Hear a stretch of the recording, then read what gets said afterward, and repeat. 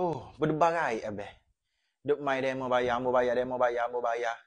Mujung ngelah dengan dia juga. Oh, nalin dah. Abangnya pitih tak ramah dia main dengan ujung bulan ni. Kira boleh belilah. Yangnya Oh, nak lama dah produk kunyit putih ni. mujur.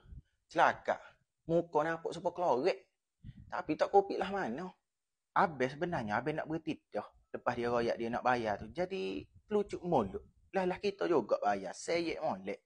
Kak Darling juga abang guna saat ni. Oh, tak apalah. Hak tu nanti abang bayar mula lah kau darling deh. Abang punya jadi berona nak beli skincare teh. Kita tu jatuh. Hak ni nak pergi molek kulit wajah je. Kan abang dah huruf tak beli 3 hari nak pergi minggu depan ni. Nak pakai hak lain takut ada merkuri. Kena pakai hak ni lah. Baru dia tak jadi muka putih. Lengan kaki jadi berkelarah gelap tu. Lepas tu, kilat dia ada siji halah.